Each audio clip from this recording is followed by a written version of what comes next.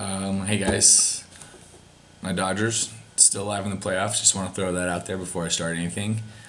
We play Thursday, big game. Rich Hill, Max Scherzer.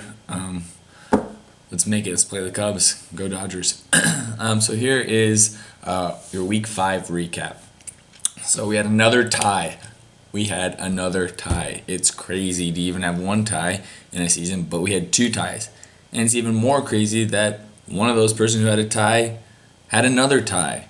Just crazy. So Taylor and myself have both had some close ones. One that Taylor tied and lost, and one that I lost by 1 point. So my team has been putting up some pretty consistent numbers. Everyone's scoring double digits except for my tight end and kicker. The Vikings D has been one of the best defenses out there this year and was my highest score for this week.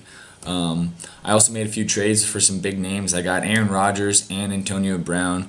Both Antonio Brown and Aaron Rodgers didn't have their best weeks, but that's okay. I got a tie, put up 101 points, and they only scored 15 points, so I'm happy. I know that they're going to have way bigger games, and I know I'm going to be heading in the right direction going up. So heading into Monday, I was up on Taylor by 4 points, 87 to 83, and I knew it was going to be a close one. Since he still had Greg Olsen and I had Mike Evans. But seriously, both those two were the highest scorers on their teams. So Taylor improves to 2-1-2, and I improved to 2-2-1. And I say improve loosely because a tie, it can help you, it can hurt you. We'll just have to wait and see. So next, Turbo Tits versus Des Nuts. Got him. Tim was our highest scorer this week, put up like 134 points, and he also had the chance. He got to go up against our lowest scorer of the week, and that was Billy. So Tom Brady came back and got his revenge with 29 points. So you, Roger Goodell. And then two players that Tim received for Aaron Rodgers were Devontae Freeman and T.Y. Hilton. They were his second and third scorers this week. T.Y. with 23 and Devontae Freeman with 17. And T.Y. looks to be one of the top 5 wideouts this year. He's been putting up great numbers, especially recently. Him and Andrew Luck just been going off. As far as Billy, Andrew Luck seems to be the really only consistent player on Billy's team. Julio's scoring this season has gone like this. It's been 12 points week 1, 16 week 2, 1 point week 3, 36 points week 4, and then 2 points week 5. So, it's just been kind of like a roller coaster for some of Billy's players. So can Julio just play like he's like a number 1 wide receiver is supposed to play? But Billy will get Mark Ingram back, and then hopefully Jamal Charles comes back for him and has a big week 6. But Billy's going to need some help to make a playoff push. So Tim moves to 2-1 and is looking strong, and Billy goes to 1-4. Another good matchup this week was Team Connor versus Tom Brady. 2-3-1 teams looking to keep their teams at 1 loss. As I said last week, Alejandro's running backs have been looking, really solid, and this week they pretty much continued their dominant performance for the most part. Carlos Hyde put up 16 Thursday night against a good Cardinals defense, and Ezekiel Elliott, who's putting up Rookie of the Year numbers, and been putting the team on his back pretty much for the Cowboys, bringing his team to a 4-1 record. He put up 28 points, so he's been a big part of that Cowboys offense. So Dom Trady put up 108 points and was leading Devin by 23 points going into Monday night's game. Devin had Martellus Bennett, who grabbed 3 touchdowns, and Theo Riddick, who rushed for 2 more. Put her in a good spot, especially with Kelvin Benjamin and the Panthers D remaining on Monday. So she just needed 23 points from them to tie, and then 24 for the W. But the Panthers defense has been struggling lately. They're not what they used to be. It seems like, they got Luke Kuechly, they got some good pass rushers, but their secondary has been pretty weak. Panthers D and Kelvin Benjamin combined for only 10 points. That brought her to a total of 95. So Devin takes her second loss and is now 3-2, while Alejandro moves to 4-1. Next we have your mom's favorite team versus Suck My Dicka. Logan's team was pretty solid all year, and with David Johnson and Big Ben, leading those teams. Both his 2-star players put up 29 points. Each David Johnson and Big Ben.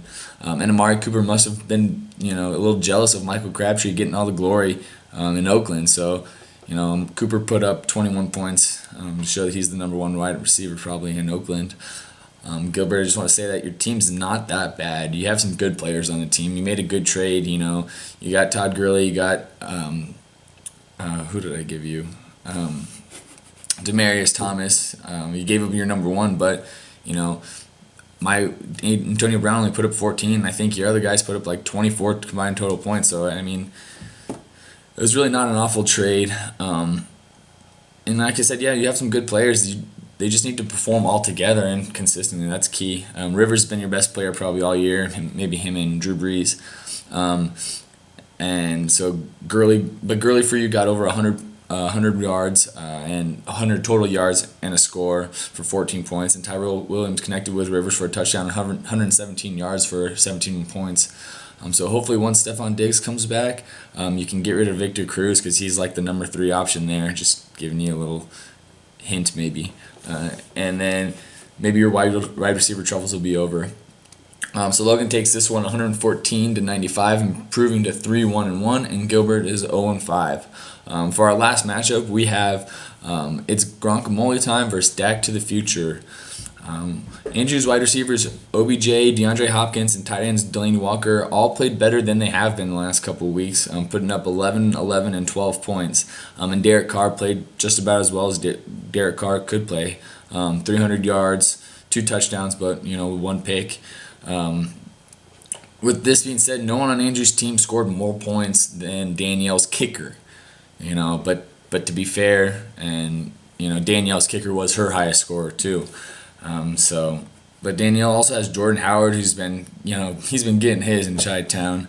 And the Cardinals D came up big against the struggling 49ers T, who has been mentioning that they're going to be starting Kaepernick next week. So let's see how he does.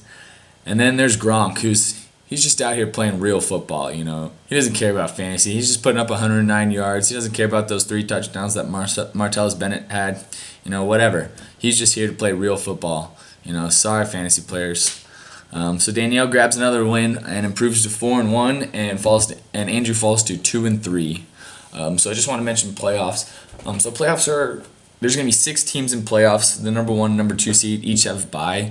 Currently, right now, I'm in 6th place, so I would be the last person to make playoffs. So Tim, Andrew, Billy, and Gilbert. I mean, you guys still have a chance. I'm 2-1. So you guys have a chance to get up there. Playoffs isn't out of reach for anybody.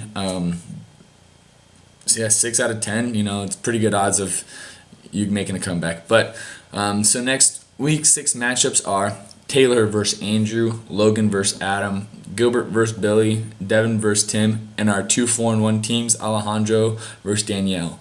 So who will be in the 5-1 club next week?